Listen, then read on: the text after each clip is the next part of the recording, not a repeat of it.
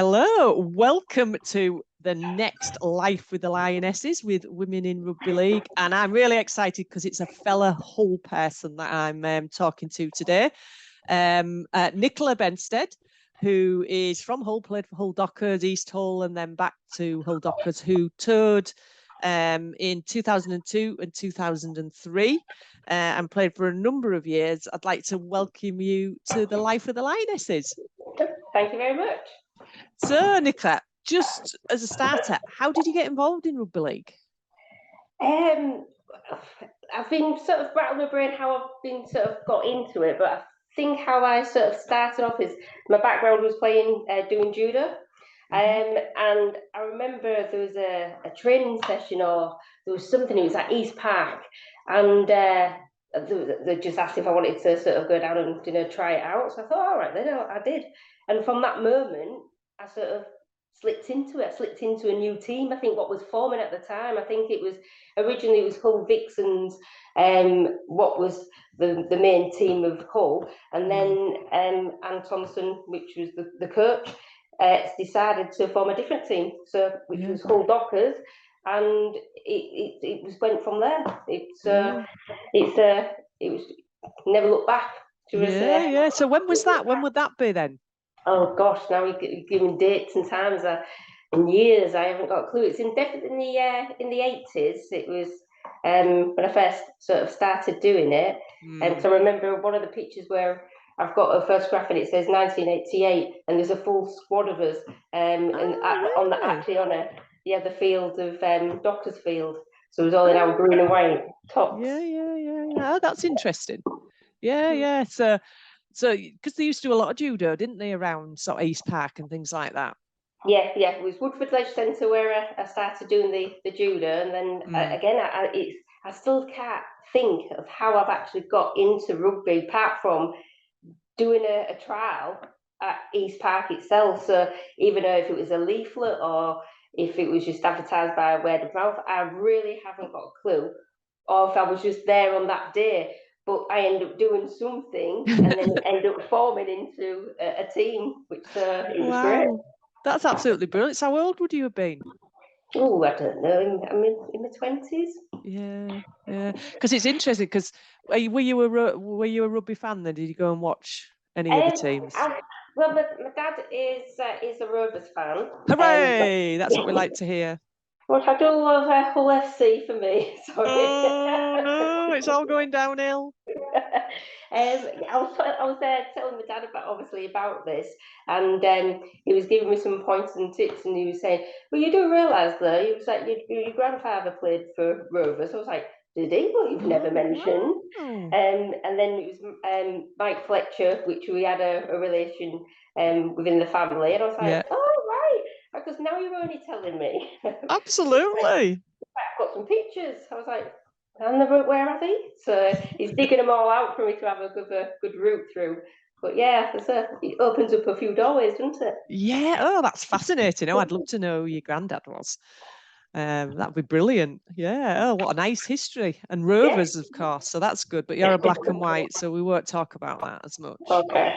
Yeah. So you started playing. What was it like then, playing sort of club rugby? And it was great. It was interesting. It was different. It was the full atmosphere of obviously doing judo, being an individual and going into just competitions like one-on-one, to actually being a big part of the team was amazing. And just I could sidestep. I didn't know much about it. I just knew that I had to tackle on one side, but throughout the training, you get to sort of learn more how to do things safely. And turning up on Sundays and training days, it was just like it was a buzz, to turn up and do it. And that's what you looked forward for, because that was looking forward for the training. Because if you turn for training sessions, then you automatically sort of got a game if you did it. So it was brilliant. It was great. Yeah. So what was it like? What sort of teams were you playing then at that time? We had Wakefield, Castleford, Keighley. So we travelled about, and Sunday mornings was great, getting up and getting on the bus and going down there, getting us all prepped up, getting hyped up, and then obviously afterwards it's just the in the pub, have a drink, have some food, and then travel back and have some more drinks at the clubhouse. So, it never sort of finished until later. So be out by 7 on the coach, do what we had to do, and then be back home for about like 7, 8 o'clock when night time, depending. But yeah, it was fantastic. It's a real community, isn't it? Oh yeah, and the amount of people who you meet along the way, because it then became, we sort of certain sort of groups and clubs we sort of went to. I can't remember what place we went to, either Wakefield or Keighley, and we had nights out, so we met a lot of the teams there. So yeah, it really did open a great doorway, and it's a life skill as well. So you're interacting, and this all helps with jobs, of going out there and putting yourself on a spot and stuff. And so it was great. Yeah, definitely has done for my career anyway. Absolutely. So what got you on the pathway then for playing Great Britain? Did you have to go for trials or? It was, funnily enough, I found a brochure. It was a programme, and it was, I've got it here. And what was it? It was a Oh, I always like a bit of show and tell. It was a cup game. Fab, yeah. And I think I did get the player of the match there. And from that day, I then got a letter to say that they've spotted my talent, and they offered me some trials. So I went, I think, to watch the 2000 series where the rest of the ladies previously did it, and then I was chosen for the next. Fantastic. I think it was Australia first and then New Zealand second. Yeah, you were in a World Cup in 2003. Yeah. And excitingly, because it wasn't recognised internationally, the 2000 as a World Cup, but that's now been recognised. And now the 2003 was the second World Cup. So yeah. So you went to watch some of the 2000 then? Yeah, because I've got the booklets here of them all. So every booklet, I've got them. Everything of going, and this was the last one of 2003. Oh, fabulous! I was looking in the loft. I was like, wow, what have I got here? And I've even got a teddy bear. What we got? Oh wow! And it had my little name on the back of it, my number. So I was a proud little bear. Oh, that's fabulous.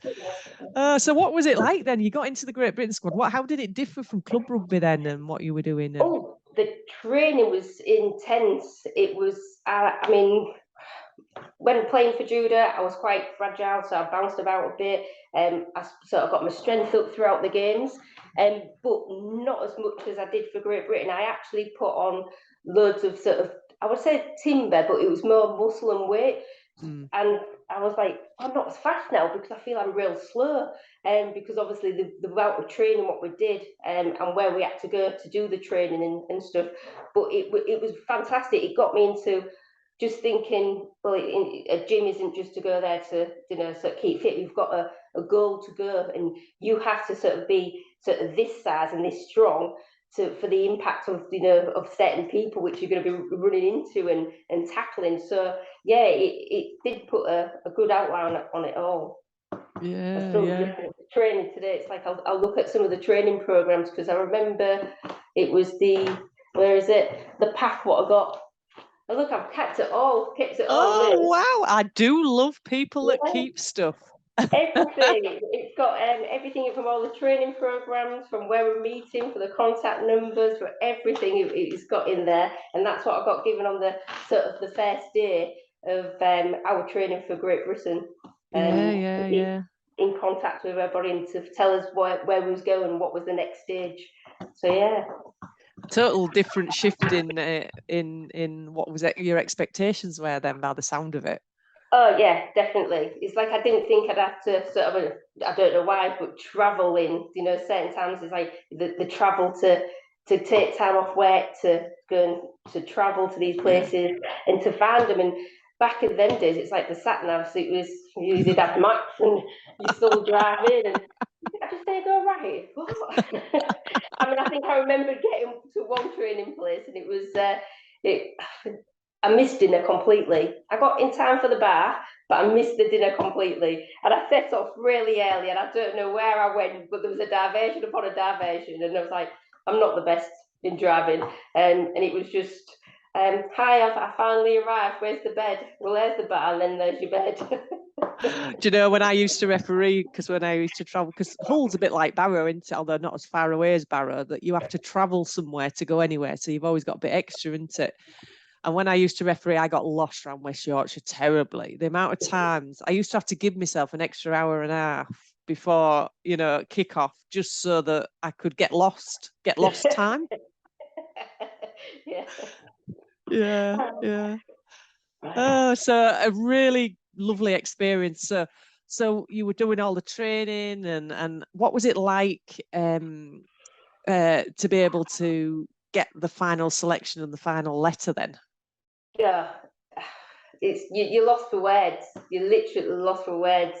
You bounce around. It's like, do I open it? Have I? Anti? And then when you do, it's like you just go crazy. It's just like a lottery, because it's something which you've enjoyed, you're passionate about, and to be given the opportunity to do this was mind blowing. And it's more mind blowing now and more sort of hype now because this is what I did. I got chosen to do this, and out of all these people, and this is what sometimes you don't think about it too much, but it's like I did. I was good. I was the best at the time, and I did get chosen to represent my country.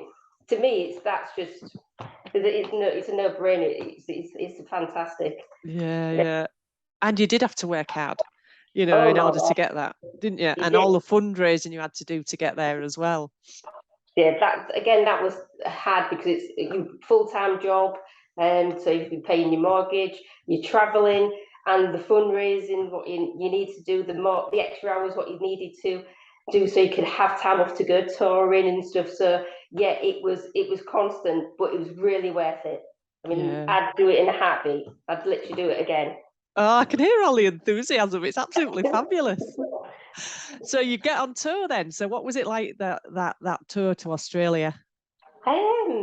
It was the trip was fantastic. It was well organised, to a T. I mean, it was just an eye opener. You just cannot, so never to be into to that country before. It's just like wow, it's amazing. The pictures was fantastic. There was sprayed, so it was like even though that we did come up with like dye green or blue, but the pictures looked absolutely quality. And you couldn't knock anything. You couldn't knock it, considering the temperature and everything else.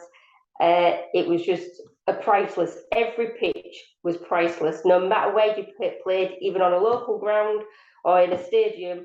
The pitches was maintained outstandingly. The changing rooms was the people and the support. What even like round the side when we played the games to get to the bigger games, the support of people was amazing. It was just fantastic. There was crowds of them, cheering on and pushing, and it was great. It was just like I said, there's just no words. It's just a fantastic feeling and experience. As if, am I here? How have I come here? What happened? And that's it. That's it. It was great. And like I said, they did a training program. You got for training, you got your food, and they give you a dietary food, so replicate everything. And you didn't have to think about anything. They had it all planned, and they just give you times, and you just went in to do it. And that's how amazing it was. It really, Oh, really that's was. fantastic. So what was it like playing the Aussies then? Um, well, they're very very good, aren't they? They're very like I say, they've got good sort of mindset, and they know what they want, and they just power through. And it's like the New Zealanders, they just power through. It's definitely an experience for playing everybody out there. It really really was. I mean, like I say, you can't actually put a word to it. It was just fantastic. Everybody played, everybody got on. You know, it was just a good game of rugby. Mm. And I heard it was a great tour. Everyone got on really well on tour because I didn't go on this tour. Oh, it was, especially the last obviously night what we all got together and after the games and stuff. That was we all had our suits and boots and stuff, and we all intermingled with people, got pictures, and that was a fantastic. Taking people's names, numbers, get them to sign our books and stuff.